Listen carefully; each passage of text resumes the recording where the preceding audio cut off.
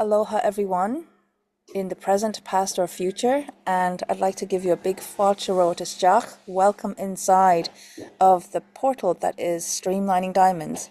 It's been a while, and our special guest today, Sian Johnson, has also been with us in a past portal exactly 1 year ago today and a day. So there's lots of news, lots of updates, and I am going to be learning alongside with you because we've had no preparatory real chat.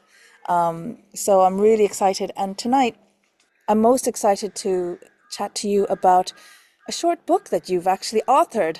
Um, yeah, and I, before I launch into that, maybe I'd like to ask you to, if you'd like to check in with how you are and how you're doing at the moment. Are you at home? I don't know. You could be in a hotel somewhere for all I know. Ah, ah. I am actually at home. I'm in my temple space, which is the workspace that I use when I'm working with clients. I also have a desk in here, so this is kind of where I am. This is my temple space, and this is my desk, and I'm really pleased to be here with you this evening. Hmm, beautiful. Yeah. Okay, so and lovely Sophie is here as well. So welcome, Sophie. Um, I'd love to ask you about this short book. Is this the same book that you offer free? I see as soon as I join on your website, and I thought, I just quickly looked and I didn't really dwell, and I thought, wow, that's quite generous. You've birthed a little book and then you're actually gifting it. So that's quite impressive.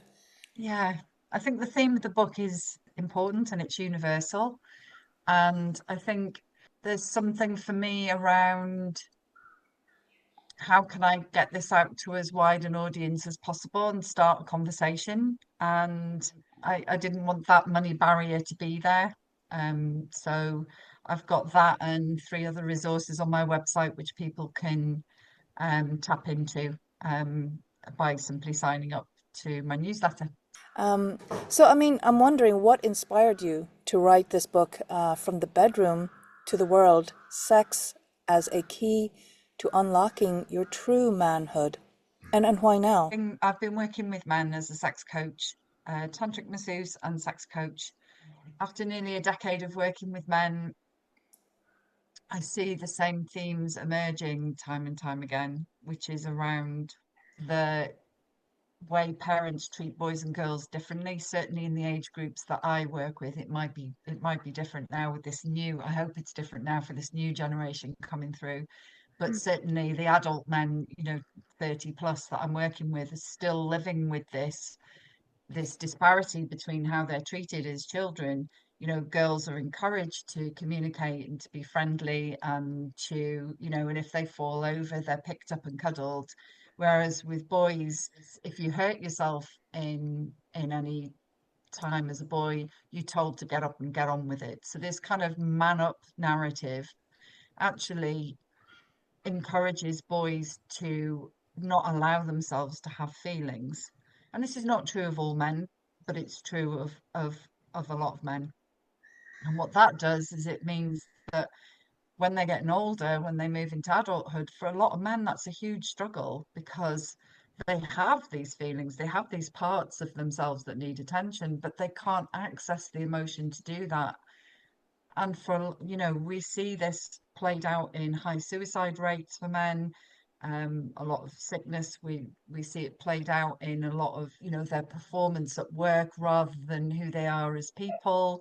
Men have got to follow this very narrow, strict kind of route of what it means to be a man are no longer working for us in the world, in the bedroom. And my invitation through my work is all about how can you uncover for you. I can't change the world, but I can work in small groups and I can work one on one to help men to discover who they are underneath all of that socialized bullshit. So I keep talking about doing the work. We spend the first developmental years of our life in families and with caregivers who don't do as well as they could do. So we get wounded, but you're an adult now. And it's your responsibility to now do the work to heal those wounds. So it's not everybody, but most people need to do some work to repair the hurt and to do the healing that enables us to have a better life, to reach our full potential. We can only be present with our partners when we step into presence with ourselves. We can only love our partners in a way, in the depth that we are able to love ourselves.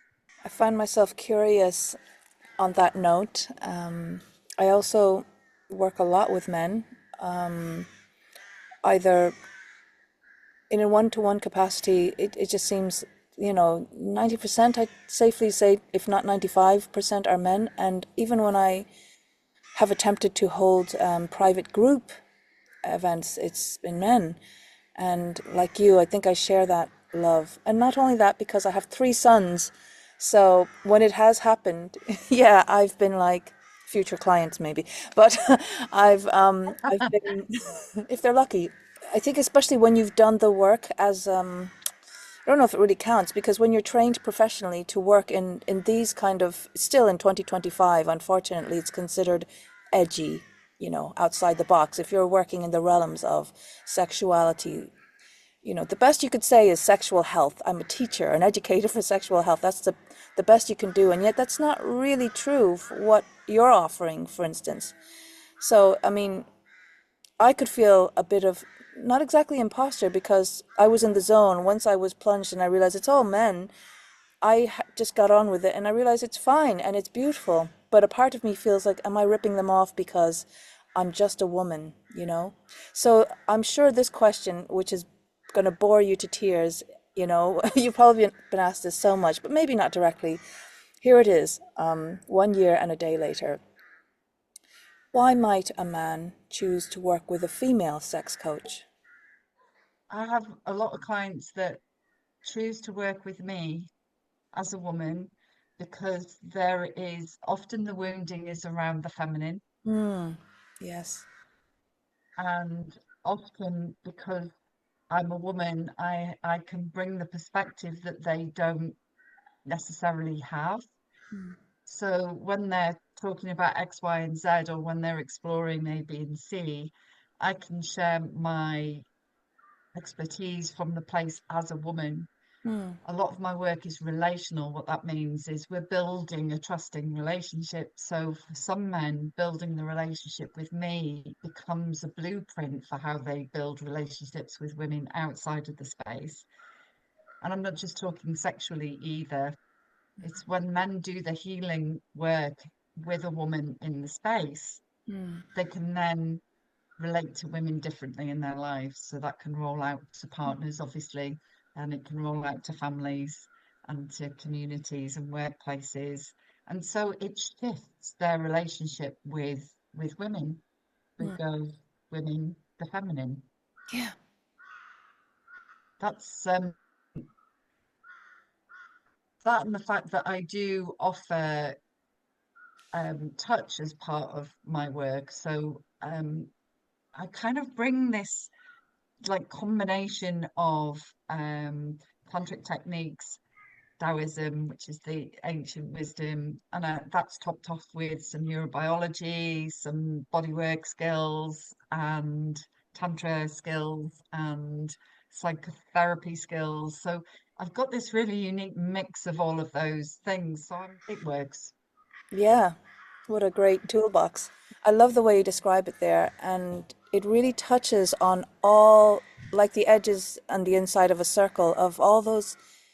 You could see it as taboo areas, especially if we're going to look at it through a lens of sexuality and arousal and pleasure, but also in terms of where the wounding has taken place. Often it's around those relationships with the mother, the wife, the girlfriend, the other woman, the daughter.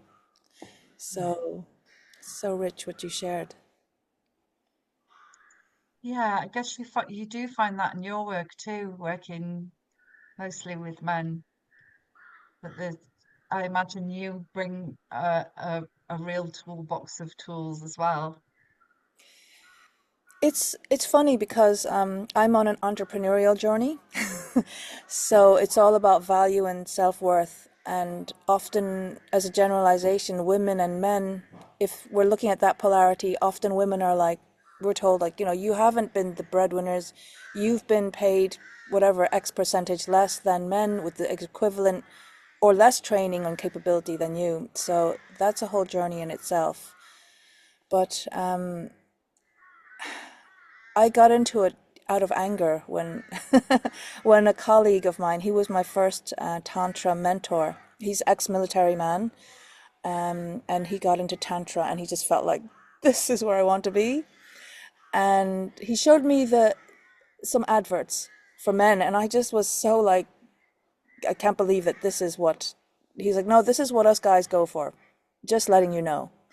And I just in my artistic geekiness banged out a poster saying, like, never mind that other bullshit that says, namaste this or namaste that. If you just want to feel good without any strings attached, come to me and you get some DMT, a delicious massage therapy.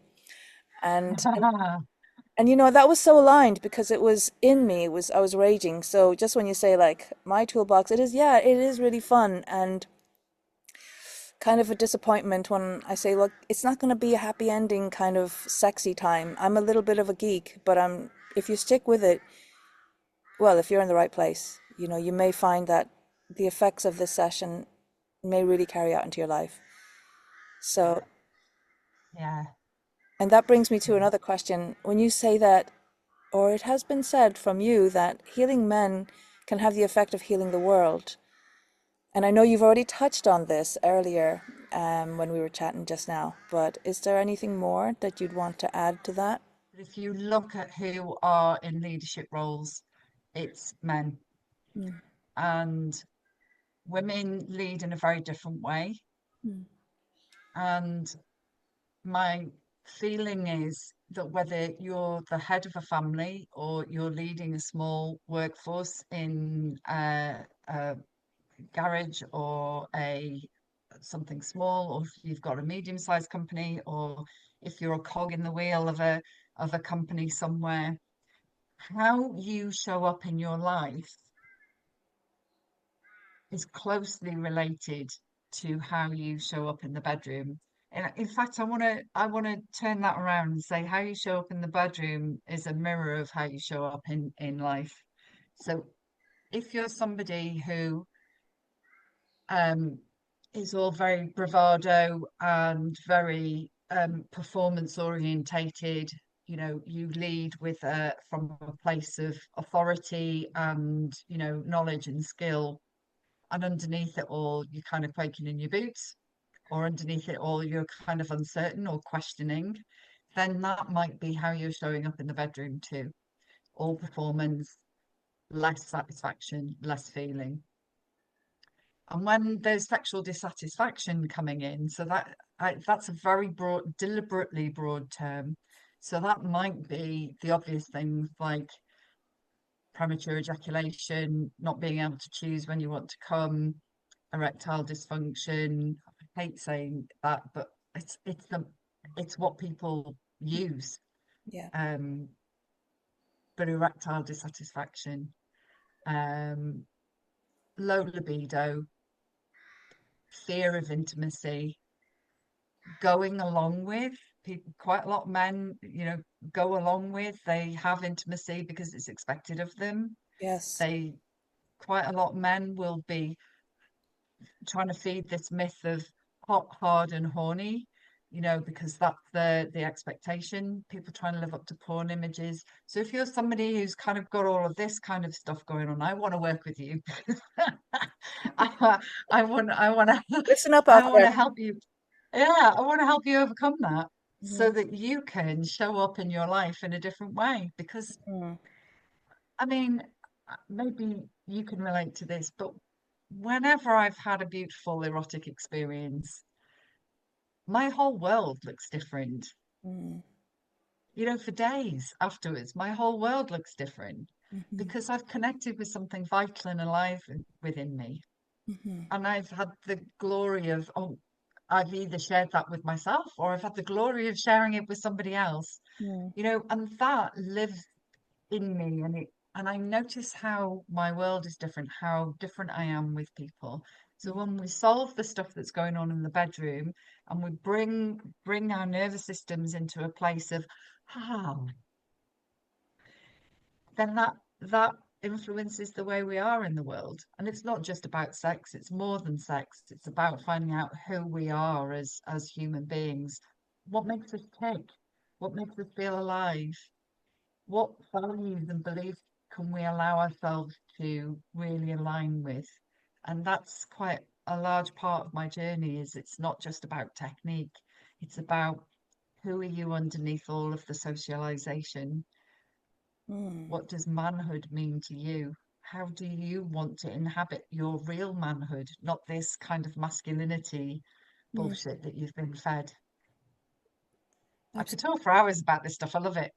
Yeah, I also thought of a question that's off the beaten track, but first, I want to ask you what embodied manhood means to you.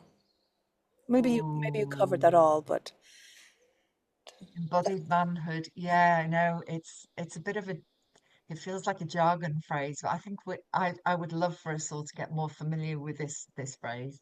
So embodied manhood is so being embodied means you're able to notice what's happening in your body. mhm, There's a I feel like I'm going back to a few paces. So let me do that.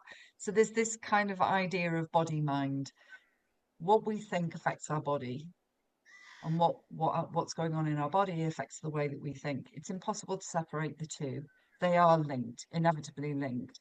So the invitation to become embodied is to start to notice and become aware of when the way that we're thinking influences our body and the way that our body feels is influencing our thinking. mm, And beginning to notice when we start to feel emotions in our body. The obvious thing would be like when somebody comes and gives us some shocking news, a lot of people can identify that, their stomach sinks or the heart rate increases, or they can just feel this kind of pressure, or their throat tightens in some way, or their skin flushes. These are all reactions to what we're thinking and feeling, and it shows up in the body. So the invitation is to become really good at noticing what's happening in the body. And the manhood part is what do I notice feels right for me in this moment? I've got this bunch of myths and beliefs over here of how I should be, but what I'm actually feeling as a man in this moment is I'm actually feeling quietly powerful, or I'm feeling quite vulnerable right now. And I notice that these are the symptoms in my body that tells me I'm feeling vulnerable. My mind is telling me I have to behave this way, or I should be speaking these things, but my body is telling me right now that what would be better for me is to speak in this way and be more truthful and aligned to what's happening in the body. mm, Yeah. So embodied manhood. mm. Sounds like there's a bit of interoception going on there, as well as proprioception if you're also taking into account your outer world. Those two Yeah. terms meaning this internal tracking of what's moving and what's alive in the body and what's moving and what's alive in my environment. Yes, yeah. And being able to navigate the distance between those two things. Mm, Yeah. There's also a lot in there for me around the nervous system regulation. And there's been quite a change in how, over probably the last 20 years or so, in how we view the nervous system and how it impacts our responses to different situations. So when I say trusting the body, the wisdom of the body, it's also about knowing what's happening in terms of our survival responses and our adaptations, so that we can distinguish between that sense to run and noticing that that's potentially a survival response right when actually there is no threat. Yeah. So we quite often get a nervous system response that I have to get angry now because I have to fight this person who's challenging me, because that's what's been going on in our head, that's lodged in our nervous system. Some of the work I do is to how can you unlock that? What can you do that's different? Can you trust that actually that is a conditioned response? That is your neural pathways telling you this is a survival situation. What can you do to notice that, become aware of it, take some action that helps you to come back into regulation? So we call one dysregulation and the other one regulation. How can you come back into regulation before you take action? Quite an education. Yeah. So there's a lot it wrapped up in embodied manhood, because it's not just about, oh, I'm going to behave like this now. It's it's actually one of the things I'm really clear about is I won't tell men how to be. I don't define manhood. I don't define masculinity, because who can, these are social constructs. Mm-hmm. These are these are things that don't mean anything to anybody. I use them in my language so that people can understand what I'm talking about. But I won't tell a man how he is supposed to be. It's not my place to do that. What I do is I support men and I empower men to find what is true and right for them. And then that becomes their version of manhood. Mm. It's unique to them. Yeah. Yeah. Yeah. And as that woman that is standing there, you know, you're this ally for the men that come to you, just objectively wondering, so what goes into what makes Shan, what enhances her kind of essence and what feeds you? I love, I mean, on a very practical level, I love to dance. Dance is the thing that fires my, yeah, that really moving my body to music, being in the space. I mean, I dance on my own here in the temple, Mm, and um, I love going to ecstatic dance, because those spaces tend to be really safe. You can dance on your own, but in the presence of lots of people who are also on their own journey. I love that. Five rhythms I love too. So rock dancing I did for a few years. I've done a bit of swing jive, which is partner dance. And in fact, learning to partner dance was one of the first things that really allowed me to start to see men more clearly. Because I had my own woundings, mm-hmm.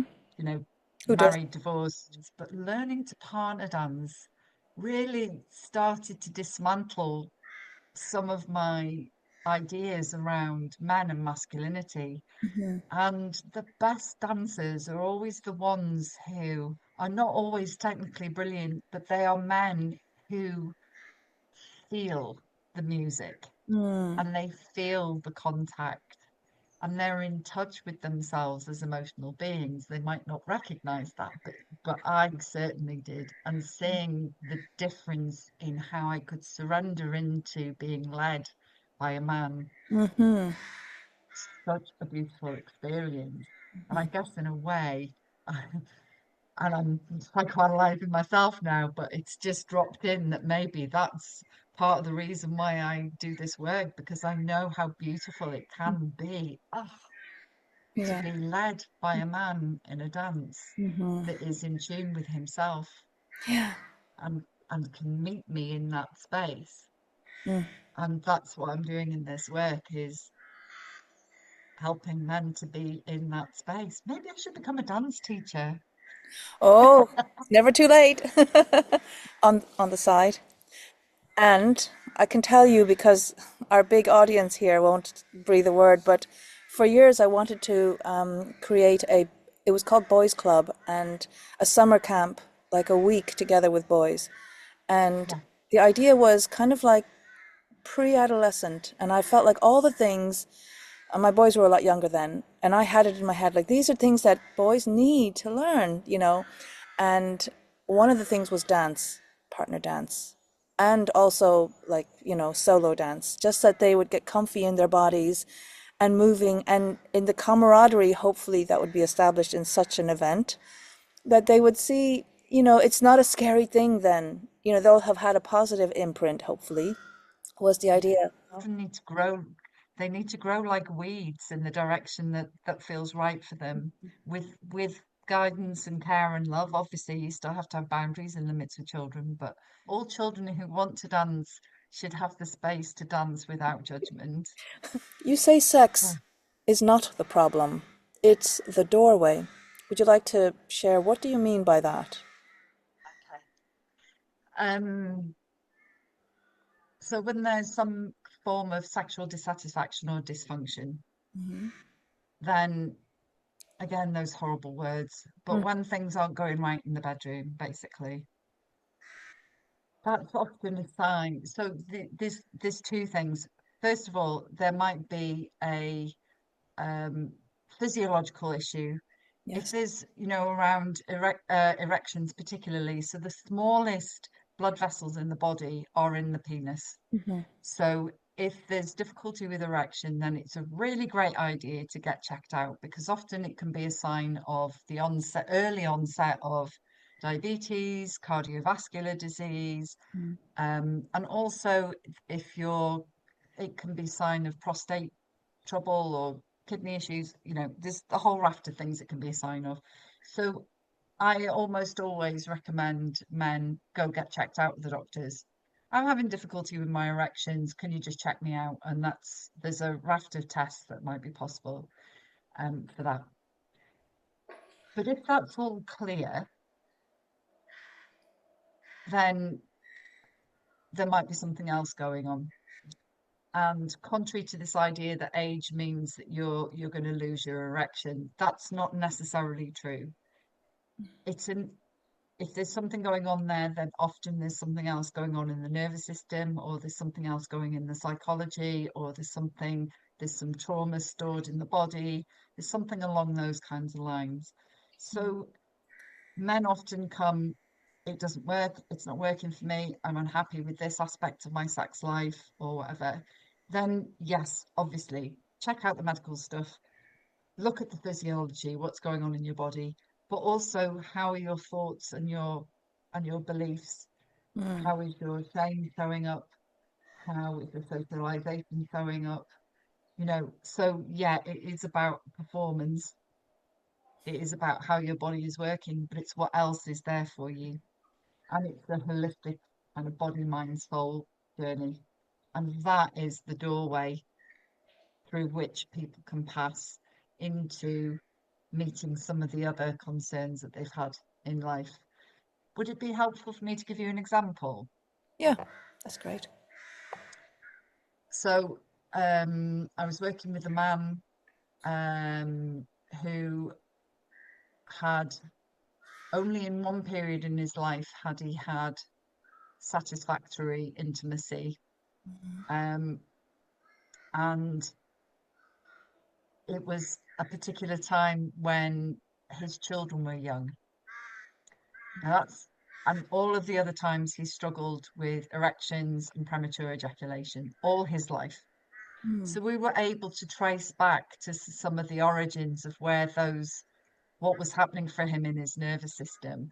And we were really curious about why he was sexually satisfied during his children's younger years. And we trace there was something that happened when he was a teenager, there was something that happened in his early 20s, and then he got married, and then the children came along.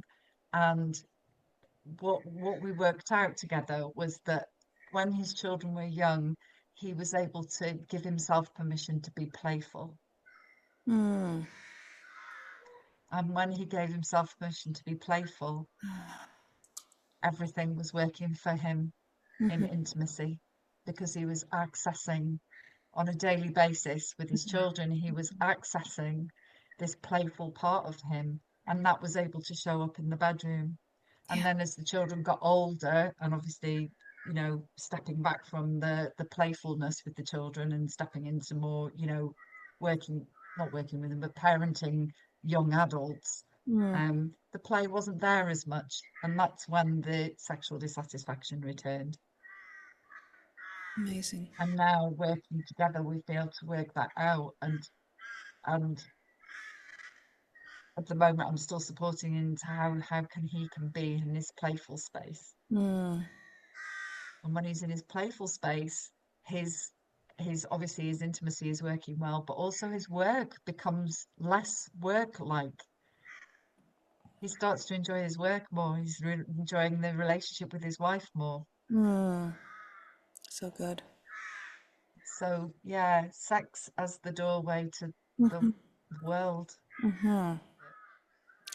Yeah, powerful and beautiful. And there's a word like not fragile or delicate, but you know what I mean? There's something sensitive about it as well. Sensitive and nuanced. Hmm. Yeah. I feel like, what you've described there, I don't know if anybody else feels it, but it really feels like there's a real kaleidoscope of experiences and like different stages and levels of consciousness one can pass through. Like much like any valuable therapeutic relationship, you go through the anger and the resentment, the envy, the jealousy, and then to a place of realizing it's all against myself, self-forgiveness and compassion. Are there any patterns across the board? Oh, okay. Each man is unique. This is the thing I'm absolutely adamant about. Yeah. Each man is unique. What goes against men is this idea that men are all the same Hmm. and that men have to behave like this and men have to do this and men have to do that. Right. Actually, that is really destructive for a lot of men. Absolutely. In terms of patterns, there is always undoing of the myths and the Mm, beliefs. There is always a look at shame and how shame is impacting somebody's experience. There are key things that I explore with the clients I work with, which is fine. And each man navigates that in a unique way because he's unique. He's bringing his own experiences. I'd love to ask you, what is the average that one of your clients would come to you for? Would it be a month? Would it be a year? 6 months? So I have a range of programs. So some men will come for, so I offer lots of different offerings. It's a bit confusing when you get on the website. It's like, oh my God, which is why I encourage people to make a consultation call because it's only through that really that we can work out together what would be the best approach. So I Mm, offer one-to-one sex coaching. So sometimes that's 1 or 2 or 3 sessions, and that seems to work for people. okay.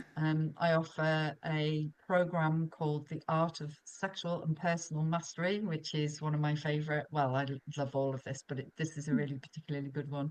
And this is around taking men on this journey of initiation in a way of going through the fire of what stuff do I need to burn away and what stuff do I need to keep, what stuff do I need to develop. So that's the kind of 6 to 12 week program. 6 to 12 week.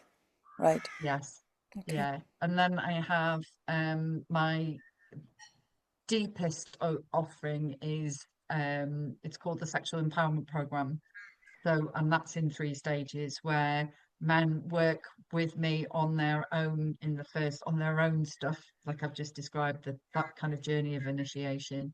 And then the invitation is to bring those skills into connection with a woman. So then, because they've done all this beautiful learning over here and this Hmm. acquiring new skills and finding this power, and Hmm. then often connecting with a woman, it'll go.